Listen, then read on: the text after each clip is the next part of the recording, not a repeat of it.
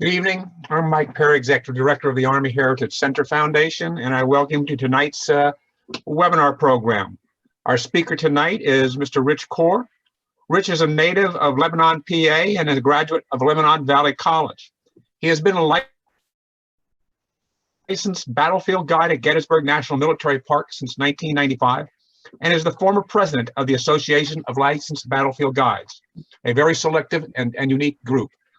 Rich has been teaching continuing education classes at Harrisburg Area Community College and has given lectures at numerous Civil War roundtables. Tonight he's going to talk about something different, not the Civil War, but when the Marines came to Gettysburg. So at this time, I'd ask you to hold your questions towards the end and use the question and answer icon. And at this time, Rich, the floor is yours. Thank you, Mike. Could we go to the next slide, please? Thank you. I wanted to show this slide because this essentially explains how I became interested in this particular topic. I had actually run across this twice in published works, just very brief mentions of this. One was Carol Reardon's book on Pickett's Charge, and the other one was one of Glenn Tucker's books on the Battle of Gettysburg. But when I really became familiar with this was when I was doing a project for a website called Gettysburg Daily, and we were doing a project on Arlington at Gettysburg and the various connections between Arlington National Cemetery and Gettysburg. And we actually kind of stumbled upon this grave, and this is the grave of Captain George Hamilton. And as you look at the inscription on the headstone, it says "Killed at Gettysburg." What makes that unique is that it's the only grave in Arlington that says that. And then, of course, when you look at the date, June the 26th, 1922. So, of course, now, you become a little bit more intrigued. Okay, exactly what caused the death of this individual? And we're going to talk more about him as we go along at Gettysburg in 1922. And he was killed during these Marine maneuvers. Can we go to the next slide, please? So these are the two questions that people always ask me whenever I do this program. If I'm doing it on the battlefield, if I'm doing it for a Civil War roundtable or what have you. Why did the Marines come to Gettysburg, and why 1922, which is obviously not one of the big anniversary years? We're talking about the 59th anniversary of the battle. And this really revolves around the political situation after the First World War comes to an end. The Marines find themselves quite literally fighting for their very existence. There's a couple of reasons for this. First of all, there's just the natural downsizing of the military after the First World War. This also was supposed to be the last major global conflict, the war to end all wars. And following World War I, the U.S. government starts to enter a period where, from a foreign policy standpoint, they're more isolationist. So we're not going to have, American troops being committed to wars, in foreign lands. But there's another thing that kind of impacts the existence of the Marine Corps. If we go to the next slide, that'll probably explain that. Of course, there's a picture of World War I combat. And this is what the Marines did during the First World War. They fought essentially the same way the Army did. And again, as the military is being cut, people were openly questioning that if the Marines and the Army did the same thing, did we really need both of them? And some in Congress wanted to abolish the Marine Corps altogether. The John Pershing, Blackjack Pershing, wanted to merge the Marine Corps with the Army. And not too surprisingly, the Marines aren't happy with either one of those options. And that brings us to two individuals who are really instrumental as far as saving the Marine Corps after the First World War. And we'll go to the next slide, and you'll see who they are. On the left is Jean Lejeune, and the individual on the right is Brigadier General Smedley Butler. Lejeune was the commandant of the Marine Corps in the 1920s, and he really understood the value of public relations. He's been described as the first commandant who really understood that. And as the Marines are fighting, for their life, so to speak, Lejeune made the statement that the Marine Corps is dependent on the affection of the American people. So in other words, if the American people love the Marine Corps, it's going to be very difficult for Congress to do away with them. Butler definitely agrees with Lejeune in this regard. And Butler has a very interesting career. He joins the Marines in 1898. He serves in the Boxer Rebellion, serves in the Caribbean. He's awarded the Medal of Honor in 1914 for his role in the Marine landings in Veracruz, Mexico. And then he's going to be awarded a second Medal of Honor. And the next slide will show that particular incident. And this is 1915 in Haiti, when the Marines landed there. That's Butler in the center of this particular illustration. So by 1920, Butler has taken command of the Marine base at Quantico, Virginia. And he also understood PR. He built a stadium at Quantico, organized a football team, held public concerts. There's also something else that Butler did. The next slide will show you that, which that legacy continues until today. This is Sergeant Major Jiggs, who becomes the first mascot, first canine mascot of the Marine Corps. I love this picture. This is actually at a football game in 1923 when Sergeant Major Jiggs became the mascot. And Butler uses Jiggs to definitely, keep the Marines in the public eye. Can we take a look at the next slide? That's Jiggs in the observer seat of one of the Marine aircraft, also taken in 1923. So, and of course, we know the Marines still use a bulldog as their mascot today, and that's a legacy of Butler's use of public relations.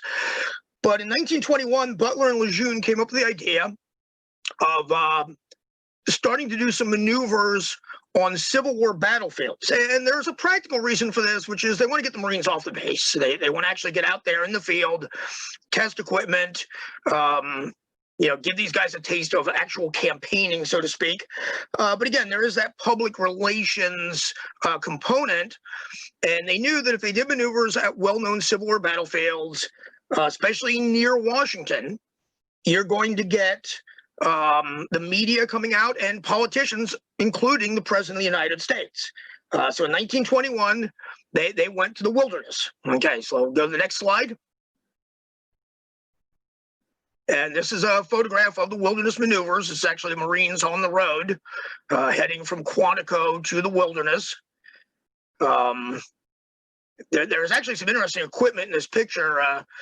Just behind the, it looks like a Model T that's having a mechanical issue. There's a couple of trucks that have what looks like a giant umbrella on there, and that was a type of a radio receiver. So they are testing radio communications and things like that with this maneuver into the wilderness. Can we go to the next slide, please? This checks all the boxes if you're Smedley Butler. Okay, there's Butler standing on the ground. Up on the flatbed truck is Warren Harding. And Harding was a bit of a Civil War buff, so this is kind of a stroke of brilliance on Butler's part of having these maneuvers on Civil War battlefields, because he knew Butler would be interested in that. And you also see behind Butler and also up on the flatbed, there's a cameraman behind him. There's another camera up on top there. This did get a lot of attention from the media, including the relatively new technology of newsreel film. That's being shown in theaters. So the 1921 maneuvers in the wilderness were a success. Can we go to the next slide? This is one of the more unique aspects of the wilderness maneuvers. This is right after, a couple of years after, Billy Mitchell with the Army Air Corps had successfully sunk a captured German battleship with an aerial attack in the Chesapeake Bay.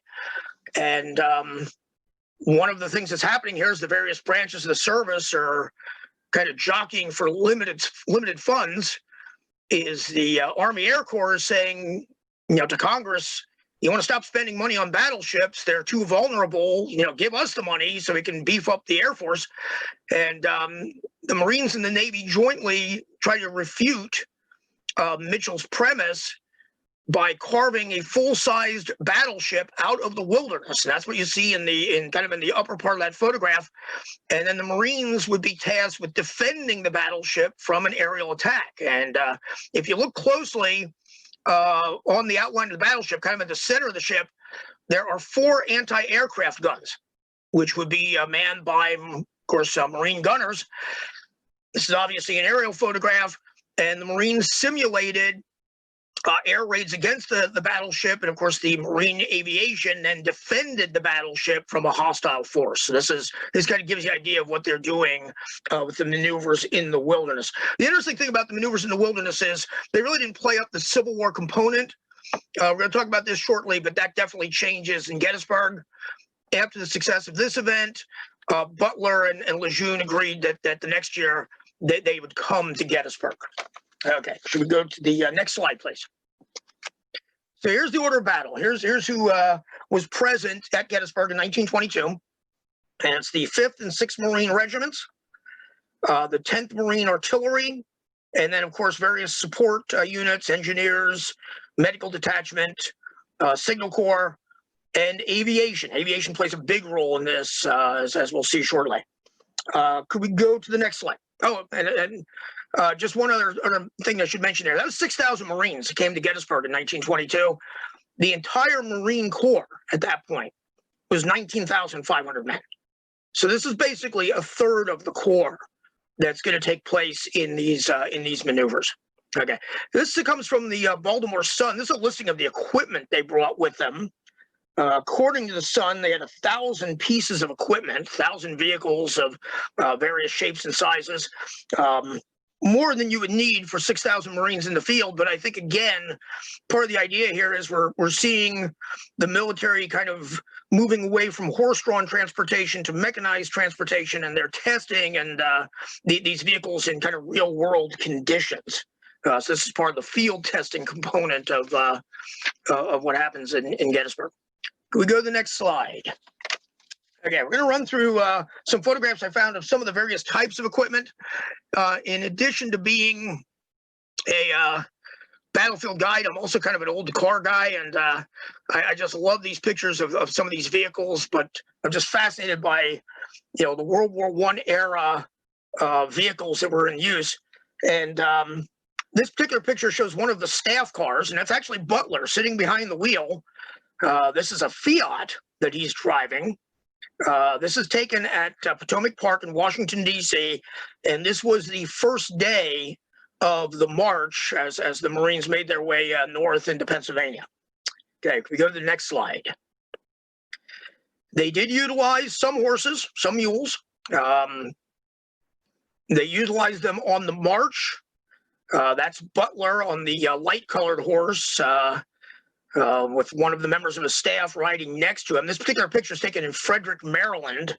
This is the intersection of Market and Church Streets in Frederick. That building in the background still stands today.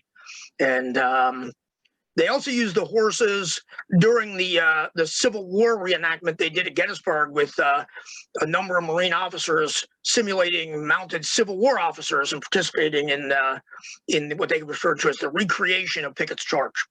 Go to the next slide, please. This is a photo of the medical detachment. This was taken at Gettysburg. And they had 14 ambulances that accompanied the Marines into Pennsylvania. The large ambulance in the center of the photo is a 1915 GMC. They had 3 of those at Gettysburg. The ambulances that we see off to the left, and we're looking at the back of them, are all Model Ts. And, of course, the Model T Ford is just an absolute workhorse.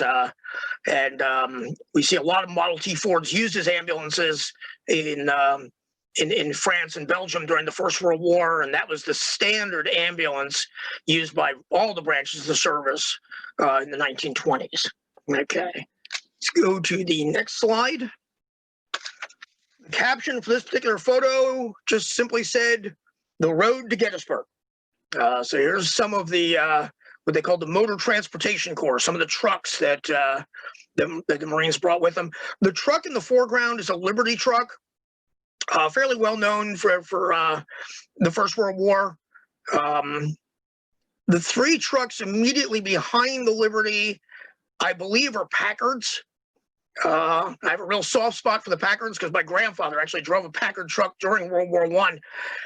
The one thing that really intrigued me, though, when I was studying this particular photo is what appears to be on that first truck on the back of the Liberty truck. Now, it's a little bit difficult to see because there's a lot of guys kind of clustered around it. But if you look closely, the gentleman on top there seems to be sitting up on top of some sort of a turret. And I believe this particular truck is carrying one of the three tanks that were brought to Gettysburg in 1922. And if we go to the next slide, there are the tanks. And this was taken at Gettysburg. This is the Renault tank that, again, it was kind of the standard light tank used by the U.S. Army and the Marines during the First World War. It's a two-man tank. You have a driver and a gunner and commander. First tank with a movable turret. These are all actually, all three of them are slightly different variation of the Renault tank. The one on the far right is equipped with what was the normal armament, which is a 37-millimeter cannon. The one in the center, where the two guys are looking into the driver's compartment, is equipped with a 50 caliber machine gun. And the tank on the left, the one that's nearest to the camera, is kind of unique because this is one of the innovations they're testing during the Gettysburg maneuvers. This is a radio command tank. So this would have a crew of three, no armament. And the reason there's no armament is they needed space in the turret to put a radio set and a radio operator. So they would be able to communicate, the commander of the armor would be able to communicate with pilots in the air via radio and coordinate the attacks, although it needed runners to go to the individual tank crews and tell them what to do. They still hadn't developed a radio small enough to put into the regular combat tanks. Okay, let's go to the next slide. This is what they described in 1922 as an artillery train. So this is the 10th Artillery on the move. They had 24 of these at Gettysburg. Again, you look at this and put 6 horses on the front there, and it could be the Civil War. It's the 75-millimeter cannon. We're going to talk a bit more about them later. Limber that looks like it hasn't changed since the 1860s, and instead of a team of horses, it's being pulled by a very primitive-looking truck. This particular truck is a Nash quad, and it's 4-wheel drive, and it also had rear steering, 4-wheel steering. And the same company that will years later bring us the AMC Pacer, believe it or not, this is the Nash Motor Company, and they build a lot of trucks in the teens and the 20s. So that's the artillery component. Go to the next slide. This is taken in Thurmont, Maryland, and I just wanted to illustrate, that they had to feed these guys, and we see the field kitchens lined up on the left. The large tents would have been mess tents. They had 31 field kitchens that they brought with them, and that's a water buffalo there, kind of in the center. So they had 26 of those, and you can see the canvas water bags on the tripods, kind of in the center of this particular photo. Okay, next slide. The engineering units, also the artillery, used these tractors. These are Holt tractors. Over 10,000 of these were used by the United States and Allies during World War I. Holt was one of the big two as far as manufacturing tractors in the World War I period. The other major company was Best. 1925, Holt and Best merged, and they formed a company that's still very well known today. That merger led to the creation of the Caterpillar Company. So this is the forerunner of the modern cats that we frequently see on construction sites. Next slide. Okay, here's some of the most unique equipment they had, and it's kind of visible in the background here. It looks like somebody I showed this to described it as looking like giant megaphones mounted on trailers. And this is what they referred to as the big ear listening trucks, also called acoustic locators. And these would work in conjunction with the anti-aircraft batteries. Remember, this is pre-radar. So this is how they would judge where enemy aircraft were and at what altitude they were, and then pass that information on to anti-aircraft crews. They had 4 of these at Gettysburg. If we go to the next slide, that shows one deployed. Now, this is actually 1930s. This is 1932. But this is essentially what they would have looked like when they were in operation. So they were mounted on this framework. They'd crank it up, point the ears skyward, and the guy would listen with a pair of headphones for enemy aircraft. It was described in 1922 by the Gettysburg Times as an ingenious invention. It said that officers listening through these megaphones could locate the position and altitude of a plane by the sound of its motor. And then the anti-aircraft gunners knew how long to set their fuses.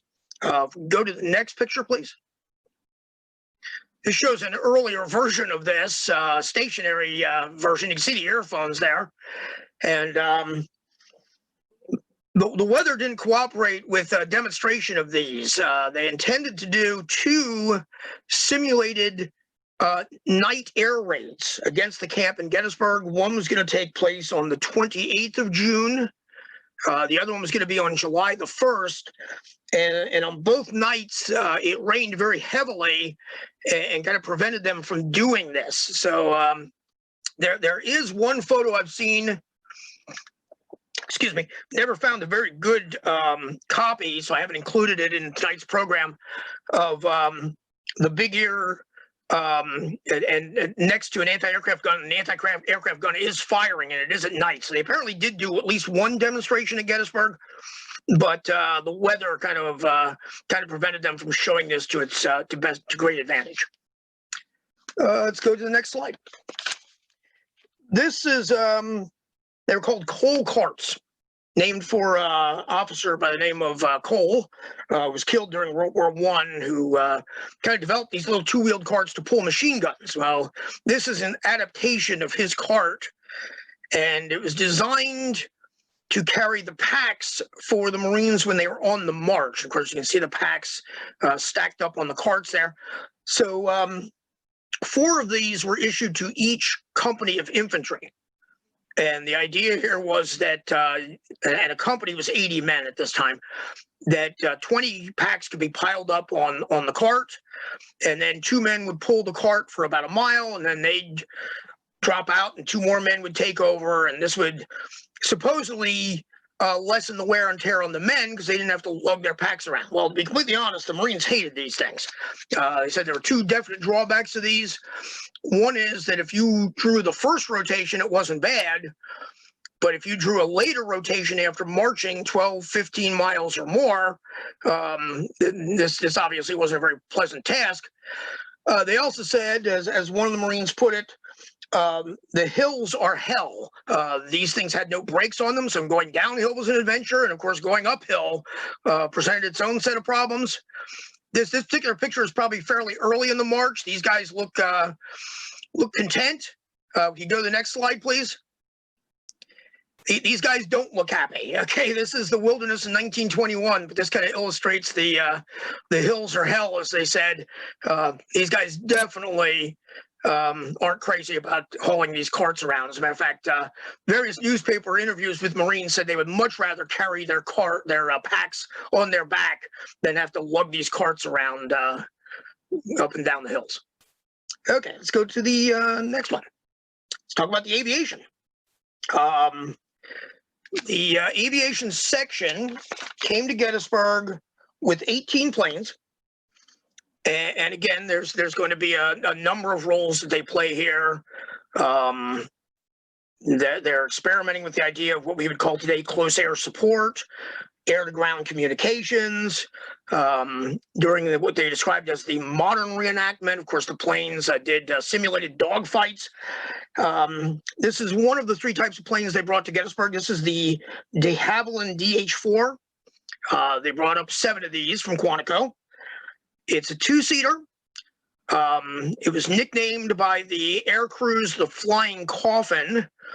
Primary reason they called it that is between the pilot, who's actually under the wing, So you can't really see the cockpit very well, but you can see the area where the observer would sit. But in the space between them is where the fuel tank was kept. And of course, if there's a crash, having the fuel tank that close to the crew is not going to end well. Captain Hamilton, who's killed here at Gettysburg, was flying one of these TH-4s. Let's go to the next slide. This is the Voight VE-7. Hope I'm pronouncing that right. It's the same company that made the famous Corsair fighter during the Second World War. VE-7 was a little bit more advanced than the de Havilland.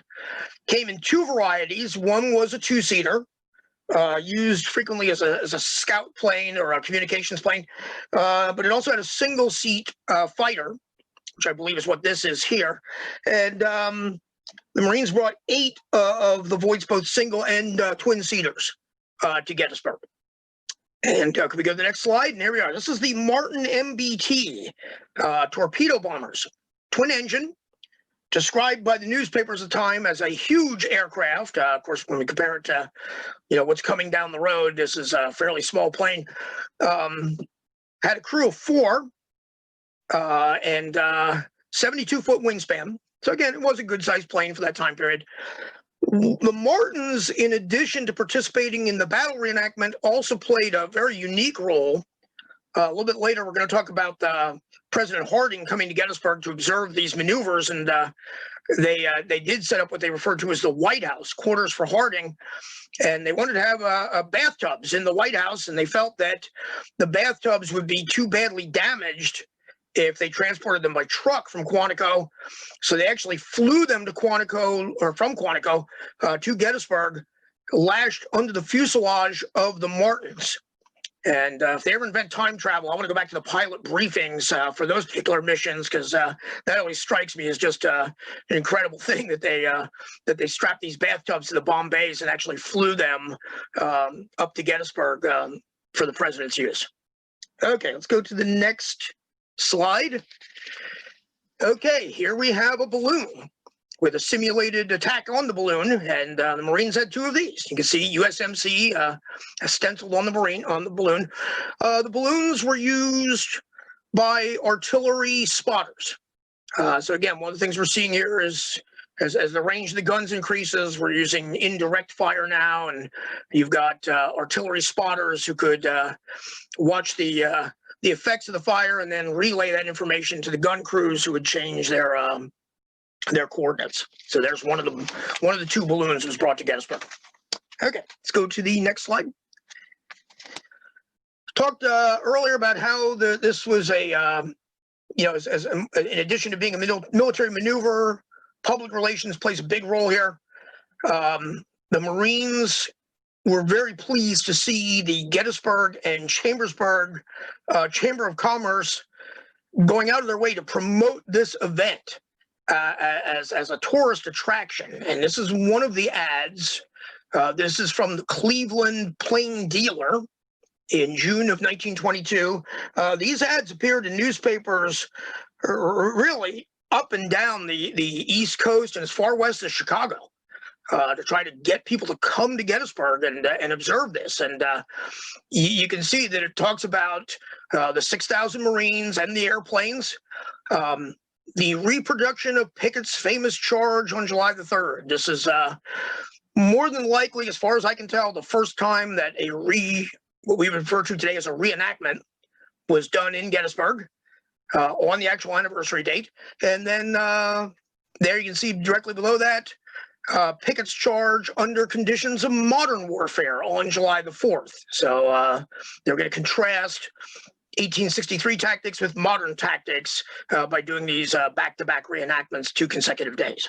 Okay, go to the next slide. Okay, this is from the Pennsylvania State Police Archives. There's a lot of estimates here as how many people came to this event. Newspaper accounts put the numbers anywhere from 50,000 spectators to over 100,000. The state police said that there were 10,000 automobiles in the vicinity of the battlefield. So the state police sent a contingent to help with traffic control. And this is apparently part of that contingent. This photograph is dated 1922. I believe it was taken at Gettysburg, just simply because of all the military equipment I see in the background. The contingent sent to Gettysburg to help with security and help with these massive crowds was 8 troopers on horseback and 2 motorcycle officers in charge of a sergeant. And I always think back to a few years ago when we had the 150th anniversary in 2013 and how much law enforcement came in and, to help with the crowds. A little bit more than what they used in 1922, but apparently they felt that 10 people in 1922 would be sufficient to help with traffic control. They also temporarily made a lot of the park roads one way. At this time, the various park avenues were still 2-way roads, and they also had designated parking areas, and they charged 50 cents per vehicle to park in the fields there. Although the Baltimore Sun, in an article about Gettysburg merchants price gouging spectators, claimed that they were charging $5 a vehicle, but I found out that definitely was not the case. It seems as though the Sun was exaggerating to try to make their point about exorbitant prices being charged in Gettysburg for this event. Okay, let's go to the next one. This shows the route that the Marines took. They set up various camps. The first one was in Washington, D.C., then Bethesda, Gaithersburg, Maryland, Ridgeville, Maryland, Frederick, Thurmont, and then, of course, ultimately they arrived at Gettysburg. Average day's march was between 12 to 15 miles a day. On the march from Frederick to Thurmont was the longest. That was 18 miles that the Marines covered on that particular day. Let's go to the next slide. This is the beginning of the trip north from Quantico. The 3,500 Marines, the members of the 5th and 6th Marine Regiment, who would be marching every day as they made their way north, initially traveled by barge to get from Quantico to Washington. Each barge, as you can see here, was towed by 3 tugboats. There were 8 barges. And when they got to Washington, they disembarked and set up their first camp, what they christened Camp Lejeune, at Potomac Park. And we'll see that in the next slide. Okay, this is an aerial view of Potomac Park. This is taken a few years later. The area that the Marines encamped is up towards where the 2 bridges crossing the Potomac are visible, kind of in the upper left of the island. And of course, you can see the Washington Memorial in the background here. Go to the next slide, please. This is Camp Lejeune. You can see some of the vehicles in the foreground. Rations are being distributed. You see the mess tents in the background. The barracks that's just barely visible in the upper right-hand corner were left over from the First World War. Apparently, they were in pretty rough shape. They were not used by the Marines. But again, you can see the Washington Monument rising up in the background beyond the railroad embankment. Go to the next slide. And here's where Smedley Butler really begins to kind of play up the Civil War connection.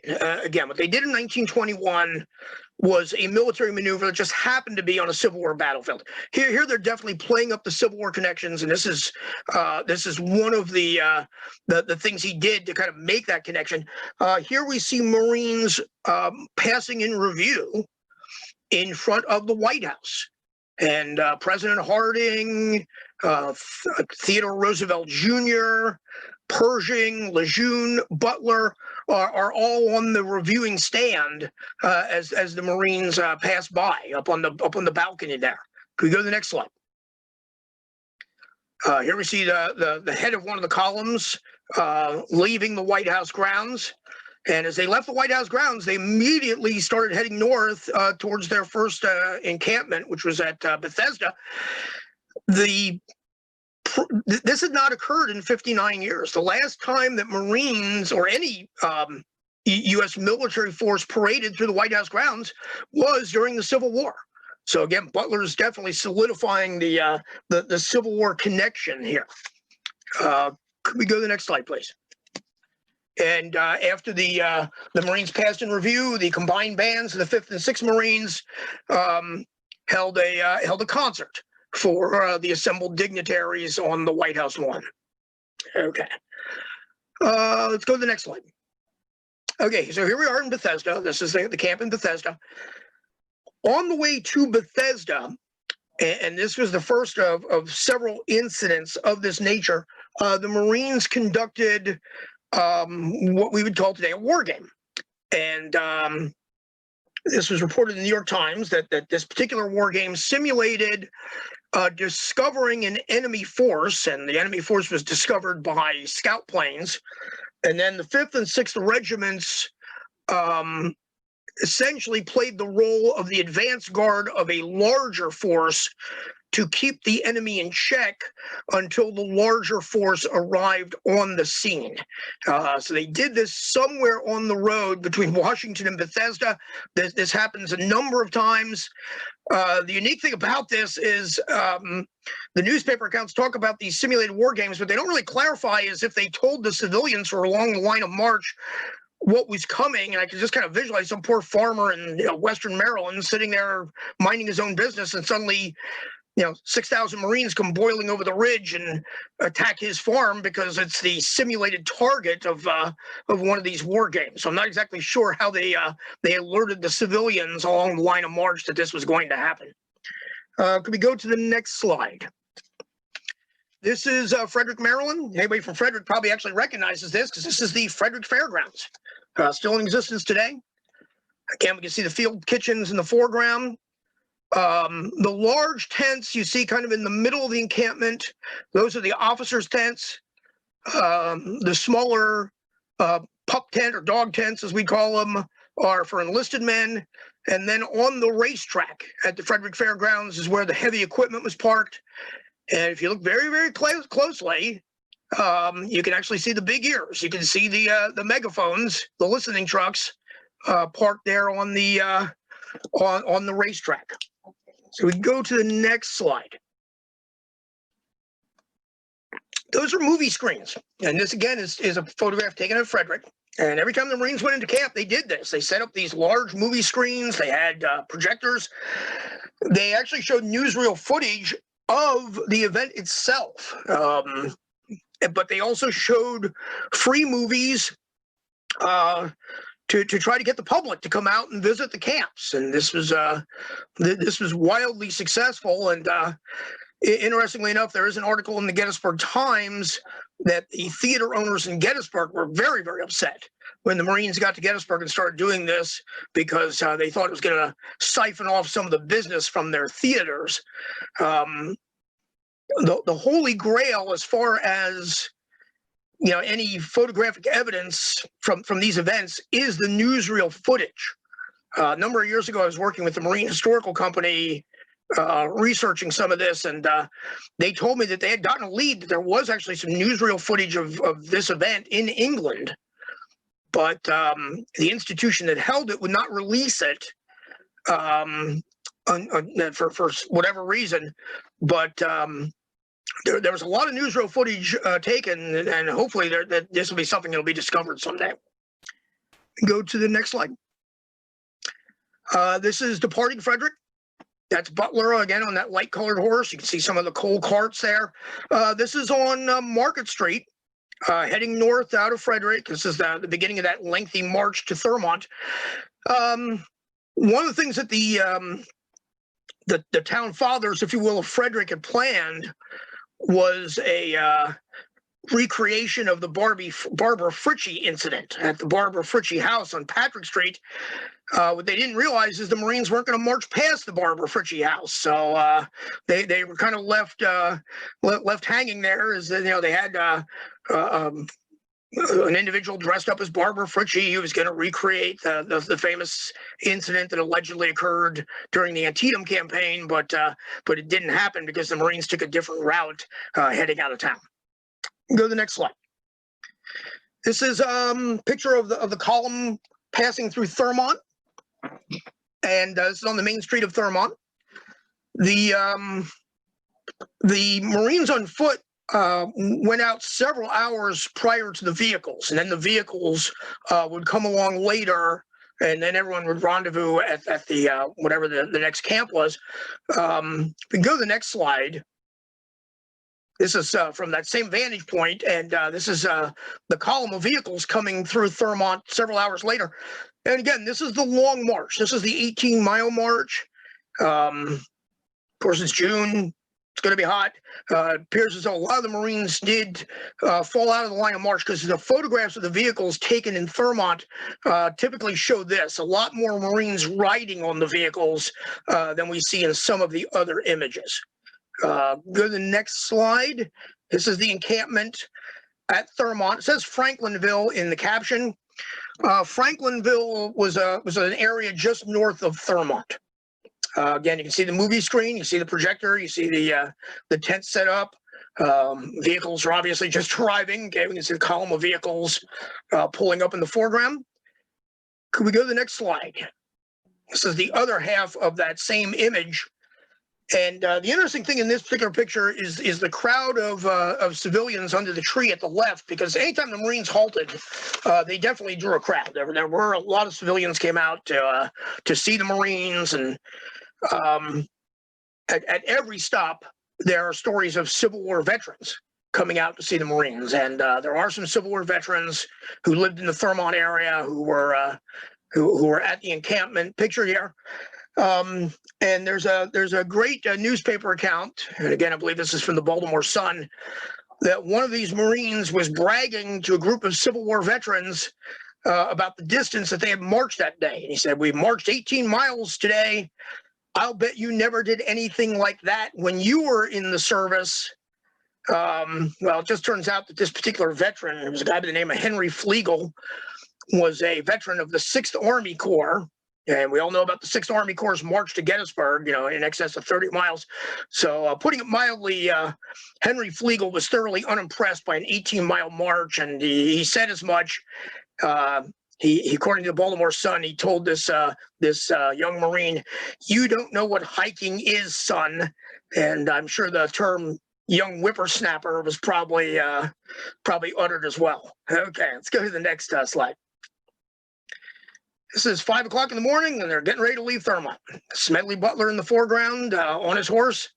This is the beginning of the final leg to Gettysburg. So this is on June the 28th, 1922. Next slide. This was taken just a couple miles north of there. This picture was also taken a block and a half from where I'm sitting right now. I live in Emmitsburg, Maryland, right on the main street. I live a block and a half to the right of this particular photograph. This is the center square in Emmitsburg. Again, the buildings in the background are still standing. This is the very head of the Marine column passing through Emmitsburg. The group of distinguished-looking gentlemen standing in front of the fountain are Civil War veterans from the Emmitsburg area. 5 of the 6 were identified by name.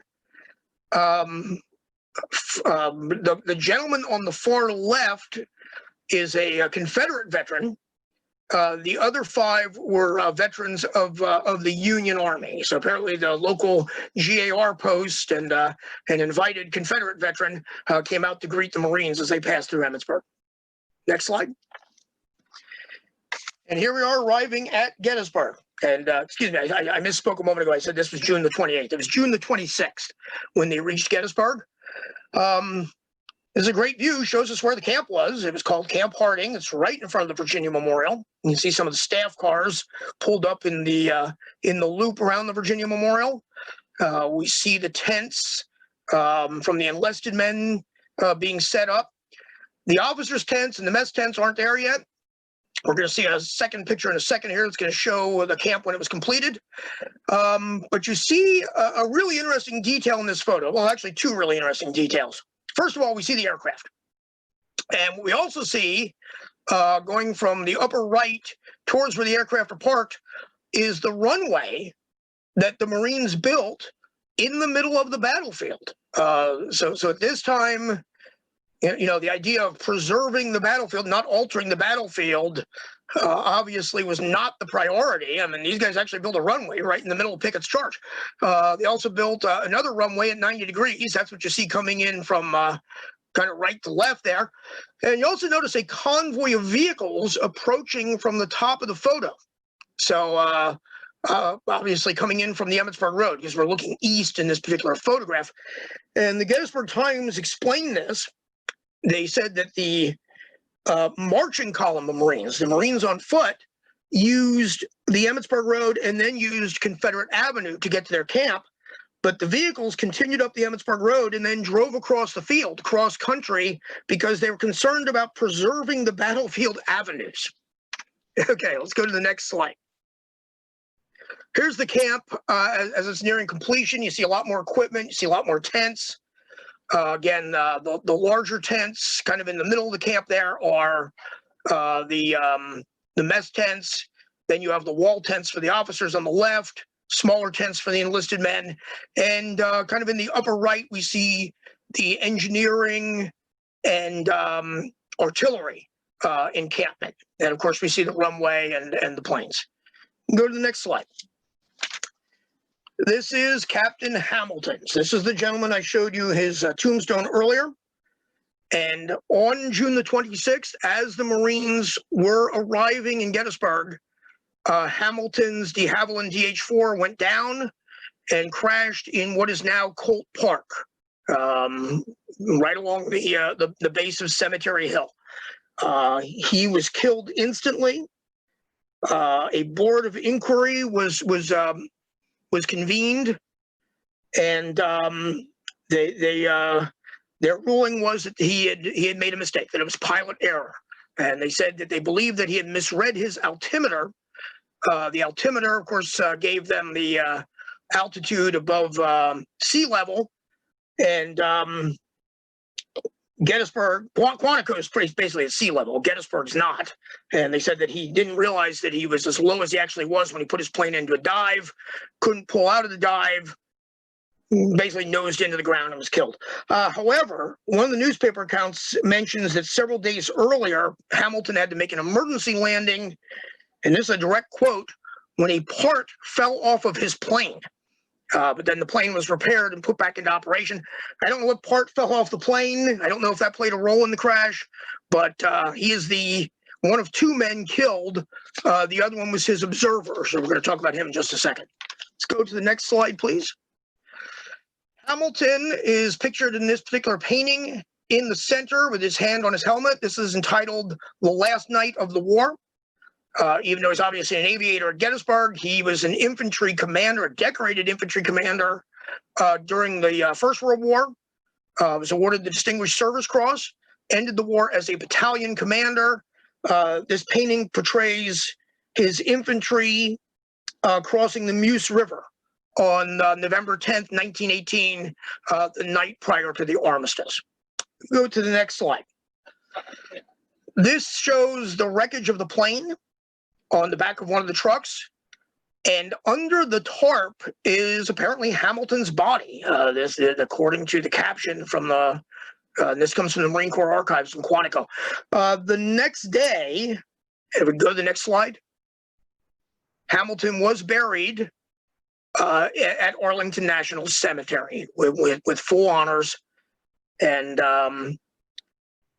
we go to the next slide. For some time, I actually thought this was Hamilton's plane until I was actually fortunate enough to get my hand on the serial number of Hamilton's plane. The serial number doesn't match. And then looking at some of the newspaper accounts, turns out that there are actually three planes that had incidents on June the 26th. This is the second one. This is one of the Voights, VE-7, and this plane is described as having a hard landing in the wheat field. And apparently this is the aftermath of that particular crash. They were able to patch this plane deck together, and amazingly enough, it was actually back in the air a couple days later. And the third plane crash, which was also repaired, was one of the Martins, one of the twin-engine bombers, ran out of fuel and had to make an emergency landing in a field 15 miles north of Gettysburg, and the landing gear dug into the field and it overturned. but in this particular crash and also the Martin, the crew survived without injury. Go to the next slide. This is the second man who was killed in the Hamilton crash. This is his observer, George Martin, who was a gunnery sergeant. Martin actually survived the initial impact, but died shortly afterwards at the Gettysburg Hospital. He is buried in Buffalo, New York. Okay. And let's move on to the next slide. Okay. Even following the tragic accident, the Marines continued with their mission. And this particular photograph shows some of the practice runs as they began to practice Civil War battle tactics. So this is, they were practicing with relatively small units, a couple of companies at a time, teaching them how to do close order drill. And here they're simulating the advance. And you can see there in the background, the line of battle during Pickett's charge. Go to the next slide. While they weren't busy practicing, and they also did some maneuvers on the battlefield, some large-scale maneuvers, including one that actually started in the town of Gettysburg and advanced all the way west out to Her Ridge.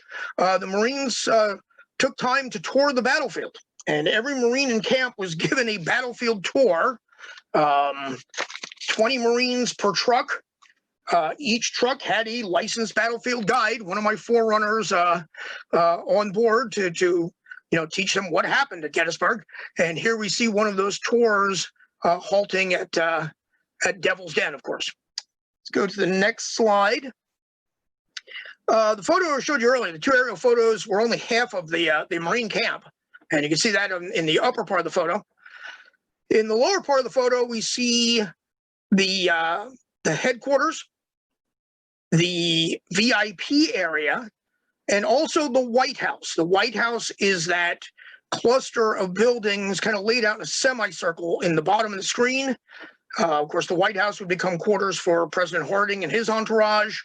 And there were over 100 members of Congress and the U.S. Senate who came to Gettysburg to witness this event, and foreign dignitaries as well. So we're going to kind of go through the VIPs here very quickly. Let's go to the next slide. This is a picture taken from the front of the White House. This is Harding's quarters. It was assembled in Quantico, then disassembled, transported to Gettysburg, and then built there. Harding was only present one day. He could only be in Gettysburg on July the 1st. And then the following morning, July the 2nd, he left Gettysburg heading for Marion, Ohio. Of course, the Marines understood that if the president was there, that would obviously get a lot of media attention. And remember, public relations is a large component of this. So they added a reenactment. They referred to it as the dress rehearsal, but they added a Civil War reenactment on July the 1st to be viewed by President Harding and the media. This particular structure had hardwood floors, hot and cold running water. They actually laid a water line across the battlefield. They also laid electric lines and telephone lines into this structure. Go to the next slide here. This is the president's motorcade. 43 people, part of his entourage, leaving the White House on the morning of July the 1st. And if we go to the next slide. This is some of the dignitaries as the motorcade reaches Gettysburg. In the photo here, we have John Lejeune, and the individual to his left in the suit and tie and the hat is Theodore Roosevelt Jr., who at that time was acting Secretary of the Navy. And, of course, Roosevelt will later be a Medal of Honor recipient himself for the First World War, for D-Day. Next slide. Here's Lejeune speaking to a Civil War veteran.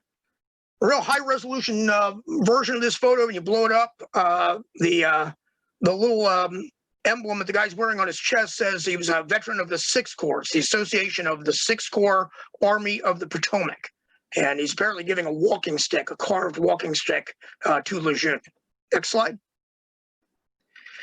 Here we see Smedley Butler, President Harding, Pershing, Blackjack Pershing, and Lejeune What Butler is doing here is he's pointing, and the location of the White House was where the North Carolina monument stands today on the battlefield. He's pointing to the Ziegler's Grove Tower, where they're going to watch the dress rehearsal from that vantage point. Let's go to the next slide. The gentleman in the foreground with the glasses is Emmer Cope, who was the chief engineer for the Battlefield Commission in 1922. He's also a Civil War veteran and a Gettysburg veteran. The last park commissioner was actually a veteran of the battle. Next to Cope with the pipe is excuse me, I almost said Sergeant Pepper, but that's because it's Senator Pepper from the state of Pennsylvania. Next to him, wearing the derby, or the boater, excuse me, is Charles Dawes, who will eventually become Coolidge's vice president. He was director of the Office of Management and Budget at this time in the Harding administration. The interesting thing about Dawes is that he's the grandson of Rufus Dawes, who commanded the 6th Wisconsin at the Battle of Gettysburg. And of course, beyond Dawes, we see Blackjack Pershing. And Dawes was Pershing's chief quartermaster during the First World War in Europe. Next slide. Here's Harding with the media. And again, you can see the movie cameras there. I mentioned earlier that one of the books that referenced this was one of Glenn Tucker's books. Well, apparently Tucker, who wrote High Tide at Gettysburg, was actually one of the media members who covered this event. He was a reporter for the Associated Press. Two other media members who were present, who were well known to the Civil War community. One was Douglas Southall Freeman, and the other one was Helen Longstreet, who was a special correspondent to New York Times. And the article she wrote had very little to do with the Marines being here in 1922, but it had a lot to do with her husband's role in the Battle of Gettysburg in a defense of General Longstreet's conduct, interestingly enough. Let's go to the next slide. This is Mrs. Harding, Flossie Harding. You see her in all these photographs wearing what appears to be a mosquito netting over her face. And this is one of the auxiliary cottages that were laid out on either side of the White House itself. Next slide.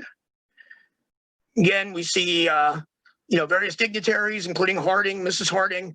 The gentleman on the left in the three-piece suit is the governor of Pennsylvania at the time, William Sproul. Gentleman on the far right was the governor of Virginia, Elbert Lee Trinkle, and they also would observe the dress rehearsal from the Ziegler's Grove Tower. Next slide, please. And in addition to various U.S. dignitaries, we also had foreign military, and of course, the irony of this particular photo is probably not lost on anybody. This is the Japanese delegation. Observing United States Marines doing maneuvers at Gettysburg in 1922. Of course, 20 years later, they're going to become very familiar with the U.S. Marine Corps.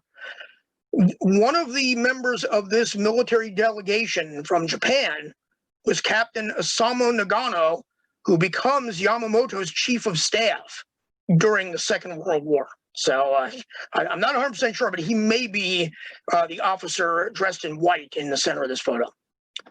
We go to the next slide, please. This particular picture comes from the Library of Congress. The caption just said, "Group ascending an outdoor staircase." When I started looking at this photo, I started recognizing the individuals and realized this shows the presidential party climbing the Ziegler's Grove Tower. We see Harding, Mrs. Harding, we see Butler. The governors I mentioned earlier, Pershing and Lejeune, are also visible in this photo. There's also one other individual in this photo that's mentioned in some of the newspaper accounts, and she's being escorted up the first flight of steps, dressed in white. She's mostly blocked by Emmer Cope, and that was Sally Pickett. So George Pickett's widow also attended this event, and she also observed the dress rehearsal from the tower. Next slide. Here's Harding and some of the officers on top of the tower just before the reenactment gets underway. We can go to the next slide, please. This is the Emmitsburg Road. That's the Cadore farmhouse in the background. You can see the 106th Pennsylvania monument. One of the Marines is taking a a moment here from the reenactment to actually read the inscription in the monument. And we can tell the Civil War reenactment versus the modern reenactment because of the way the Marines are dressed. When they did the Civil War reenactment, they took their blankets and slung them over their shoulder, a blanket roll, similar to what we see frequently during the Civil War. They also took their campaign hats and kind of creased them to look more like the slouch hat. So here we see the advance reaching the Emmitsburg Road. Can we go to the next slide, please? Okay, here we have the charge continuing from the Emmitsburg Road towards the angle. Couple interesting details in this photo. First of all, you see a signal flag right in the center of the photo. They were not permitted to carry Confederate battle flags because that was the flag of an enemy force. And as a U.S. military is not allowed to even conduct a reenactment using an enemy flag. So they use signal flags to represent the regimental battle flags. Also, we see a banner kind of in the left side of the photo, and it says Garnett on it. Each one of the brigades that participated in Pickett's charge was represented during this recreation, and they had the various brigade banners so people could follow the progress of the different units as they made their way across the field. And the white smoke you see is from 12-gauge shotguns. 1 out of every 10 Marines was issued a 12-gauge shotgun loaded with black powder blanks, and they would periodically fire these weapons, generating clouds of smoke, and this would represent artillery bursts. And if you look closely where the two clouds of smoke are, there are Marines falling to the ground, simulating casualties. Go to the next slide. Okay, so here we're getting close to the wall. The Armistead banner is visible there. Apparently, when the Armistead banner crossed the wall, it folded over onto itself, and the only thing that was actually visible were the letters STEAD. And this is right after Prohibition has gone into effect. And, of course, Prohibition is known as the Volstead Act. When people saw those letters, that's the first thing they thought of, and the newspaper accounts talk about people commenting why the word Volstead appears in the middle of this reenactment. You can go to the next slide. Okay, so here we see the Marines crossing the wall. We see one of the cameramen there recording this. Again, we see one of the signal flags. You also notice the fixed bayonets. These guys advanced with fixed bayonets. Apparently, no one was injured by one, although I noticed that the guy in the left-hand side of the photograph is using his bayonet to simulate the ramrod. They were told to simulate muzzle-loading weapons, and he's got his bayonet jammed inside the barrel of his gun, which is kind of interesting. And then in the foreground, we see a guy smiling broadly for the camera, and you see that in some of the photos as well. Go to the next slide. Here we see the aftermath of the charge. This is the angle. That's the park road that doesn't exist, known as Webb Avenue. And we see Marine wounded and being helped off the field. And I should mention there was no defending force here. There's just a simulated attack. So the defenders were imaginary, if you will, with the exception of two individuals. They're just off the camera to the right of this photo were two veterans of the 12th New Jersey who had helped repulse Pickett's charge. And these men were actually given weapons by the Marines and took position behind the stone wall where they had been 59 years earlier. So they were the defending force. Go to the next slide. And here we see the Marines retreating back to Seminary Ridge, and again, more casualties strewn across the battlefield. And next slide, please. This is the morning of July the 2nd. Harding is now about to depart Gettysburg. They had church services that morning. Harding did participate. This is a photo of the Marine band during the church service. You go to the next takes another photo of that church service. You can see Governor Trinkle in the background there. And again, this was takes place just in front of the White House. Go to the next slide. Okay, so now we're going to talk about the July the 4th reenactment, the modern reenactment. They did the regularly scheduled reenactment on the 3rd, and then on July the 4th, they did the modern reenactment. Now, this shows one of these 75 millimeter cannon and a limber that the Marines used here at Gettysburg on July the 1st and the 3rd. They were positioned along Seminary Ridge, literally between the Confederate guns that are positioned on the ridge today. On July the 4th, they were moved much further to the west, and the next slide shows their position on July the 4th. This is an aerial view of the Marine artillery in action on July the 4th. These guns are positioned on her ridge, and that's the Fairfield Road that you see starting at the bottom of the picture and kind of going diagonally towards the upper left. The thing that just amazes me here is, again, the amount of smoke. Now they're obviously firing blanks, black powder. This is 24 cannon, and it just gives you an idea just how much smoke that you would have seen, for example, during the cannonade prior to Pickett's charge. But these guns are positioned where they would have been to reach targets on Cemetery Ridge, using, again, modern tactics, modern warfare, and aerial spotters were directing the artillery fire. Go to the next slide. So here we see the beginning of Pickett's charge as it would have been in 1922. The Marines are advancing in open order from Seminary Ridge. The tree line visible to the right side of the photo is what we refer to today as the Point of Woods. So the Virginia Memorial is just out of the frame to the right. One of the interesting details you notice here is just beyond the tree line, you see a cloud of smoke rising into the sky. And the next slide will explain what's causing that smoke. This is one of the two balloons that was brought to Gettysburg. This particular balloon had been condemned and was going to be scrapped. So Roy Geiger, who was in charge of the aviation section, suggested that a good demonstration of the aviation's capabilities would be to shoot down the balloon. So two observation balloons were sent up, and one of the DH-4s then made a run towards the one that was slated to be scrapped and shot it down. And here we see the burning balloon falling to the ground. Go to the next slide. It's a little bit closer image. You can see the flaming wreckage. You also see bits of debris also falling to the earth. They apparently used some sort of a composite bullet that would, almost like a flare, that would burn up to avoid casualties on the ground if any of the rounds missed the target when they shot this balloon down.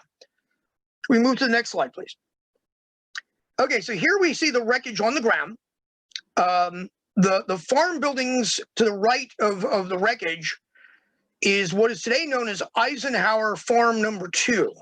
This is the farm that's actually adjacent to the farm that was owned by Dwight Eisenhower.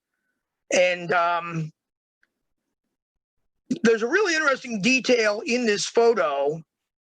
If you look to the left of the column of smoke, you see what appears to be a guy in a parachute drifting down to the ground. And the newspaper accounts do talk about a parachute appearing after the balloon is shot down. And I just thought there's absolutely no way they actually had a Marine up there in the basket who jumped when this thing was shot down. Well, it turns out they didn't. If you go to the next slide, it'll show what they actually did. They had a mannequin. You can see him dangling from the basket there. And you can also see a cable attached from him going up into the rigging on the balloon. Apparently, when the balloon caught fire, it burned through this cable, which then detached the mannequin. And the mannequin had a parachute strapped to him, and that's the parachute we see in the previous photograph. Okay, let's go to the next slide. Here we see the Marines neutralizing an enemy position on July the 4th, 1922.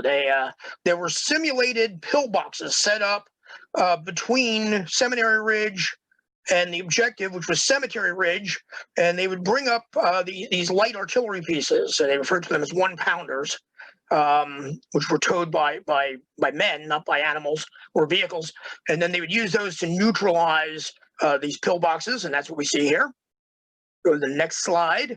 Here the Marines have reached the Emmitsburg Road, and we see a skirmish line set up along the fence along the Emmitsburg Road with Cemetery Ridge and the Ziegler's Grove Tower in the background. At this point, this particular scenario was that the Marines encountered enough resistance from the ridge that they could go no further, so they brought up heavy weapons to try to neutralize the enemy position. So let's take a look at the next slide. And here we see General Pickett's heavy weapons platoon, if you will. Here we see a 30 caliber machine gun going into operation on the Emmitsburg Road. According to the newspaper accounts, it said the machine guns could not fire blanks, so they actually fired live rounds into the ground in front of them. I can't imagine that, but apparently that's what they actually did do once they got to the Emmitsburg Road. So here we see one of the machine gun positions. Let's go over to the next slide. Here we see another machine gun, again, at the Kadori farm. We see a smoke grenade, and we see an officer there in the foreground. You can see his sidearm hanging in the pistol. This was as far as the Marines got on July the 4th. The scenario was that the position on Cemetery Ridge would be so strong that the attack would bog down at this point and would be forced to fall back. Let's move to the next slide, please. July the 6th, the Marines left Gettysburg, retraced their steps back to Washington. They did pass in review of the White House again in Washington, D.C. This is a photograph of that review. We go to the next photo. Here we see the review as well. That's the lawn of the White House in the background. And Warren G. Harding was out of town, so Mrs. Harding kind of stood in for him as the Marines passed the White House grounds on their way back to Quantico. Let's go to the next slide. Okay. The 1922 maneuvers were wildly successful. They got a lot of very good publicity. The Marines said the training that they had in the field was very, very valuable. So they did it again in 1923 when they went to the Shenandoah Valley and recreated the Battle of Newmarket. And as part of that, there was a football game between the Marines and the cadets at VMI. The cadets at VMI also participated in the reenactment of Newmarket. So here we see a program from that event. You can go to the next page. Here's the Marine band at the football games. This is the stadium at Lexington, 1923 at VMI. You can go to the next slide, please. And here's the Battle of Newmarket. And these are some of the VMI cadets in the foreground. You can see the battle flag for the 30th Virginia. So the Marines this time portrayed the U.S. forces, and the cadets portrayed the Confederate forces. This one was actually a reenactment where you had two opposing forces rather than just a simulated force like we had at Gettysburg. Next slide. The Marines did this one final time in 1924. And in 1924, they went to Antietam. And this is one of the slides taken at Antietam. You see the huge crowd in the background observing this. And you can always tell the Antietam reenactment as compared to the others because in the Antietam reenactment, they wore their helmets. In the other ones, they just wore their campaign hats. So this is a picture from Antietam in 1924. Can we see the next slide? This is also Antietam. You can see one of the planes visible in the background, one of the twin-engine Martins flying towards the scene of the action. And one more slide. This is my final slide here.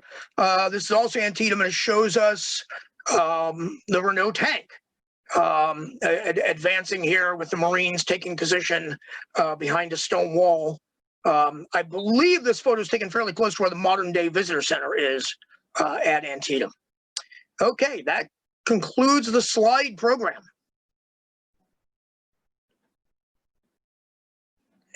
All right. Do we have any questions? I'm back. Yes, we do. We have a couple questions. Not a lot. I think you covered it very well. Thank you, Mike. Michael asked, can the staff work and written orders to coordinate the movement to Gettysburg be found in any archives? Not that I'm aware of. Now, there may be something at Quantico somewhere. One of the things I've discovered since I started researching this is a lot of the photographs at Quantico are misfiled. I had the opportunity to go down there with folks from the Marine Historical Company, go through the photographic archives, and we were able to kind of sort out, what was Gettysburg and what wasn't, just due to our familiarity with some of the landmarks on the battlefield. I honestly don't know of any written documentation. The Marines did a very brief after action report of this, but as far as any actual, field orders on the march, I'm not aware of anything along those lines. Next question comes from Robert. What was the reputation of the Marine Corps and the general public at the time of the Gettysburg event? All the newspaper accounts, describe civilians interacting with the Marines in a very positive manner. So it's what Lejeune, said, as long as the public loves the Marine Corps, it's going to be tough to get rid of the Marine Corps. And I think at this time that these events were definitely raising the public awareness of the Marine Corps. And I really haven't seen anything negative, mentioned in any of the newspaper accounts. There were some incidents of bootleg liquor being snuck into the camp, but it's not by Marines, it's by civilians who are trying to sell alcohol to the Marines. But that's probably about the only negative thing I've actually seen any mention of in any of these accounts. Any discussion of this event in either Butler or Lejeune's papers? Again, we found a lot of photographs in Butler's personal papers. Again, I haven't seen any discussion by Butler or Lejeune in their papers describing the events themselves. Okay. So it's mostly the photographic evidence and newspaper accounts. This is questions from Stephen asking, was there any lasting damage done to the battlefield as a result of these maneuvers? Yeah, definitely.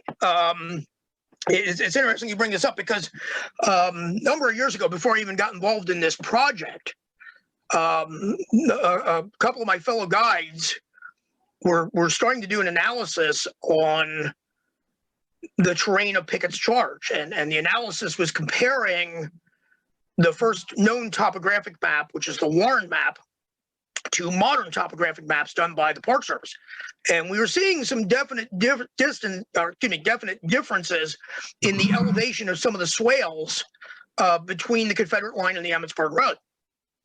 Unfortunately, this project kind of fell apart because the guy who was really driving this passed away a number of years ago. Maybe we should resurrect this, but they built barracks out there, they built roads, they laid water lines, they laid electric lines, and they built a runway, which you can still see traces of in the middle of the battlefield. So yeah, it definitely did cause not dramatic changes, but slight changes to the contours of the land. I'll take you back a couple years before that, because Camp Colt was located. Could have that damage also been done by the Army during World War I? Oh yeah, I mean, there's a lot of things that have happened in that part of the battlefield. You had there was an initial Army camp in 1917 that actually predated Camp Colt by a year. Then there was Camp Colt. Marines here in 22. There was a military encampment out in that same general area in 1938. For the 75th anniversary.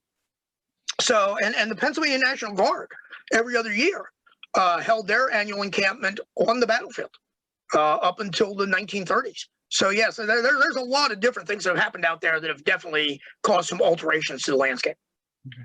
Folks should know who owned the battlefield at that time. At that time, the War Department owned what is now Confederate Avenue, and the ground from the Emmitsburg Road up to Cemetery Ridge. The intervening ground was still privately owned. So most of this is actually taking place on private property. At the time, it was owned by a gentleman by the name of William Johns. Okay. Those are all the questions we have. Rich, I want to thank you for an entertaining talk that really exposes something that most of us don't even know anything about. So thank you for tonight's talk. That was the object. Thank you for having me, and I really do appreciate the opportunity to share this information.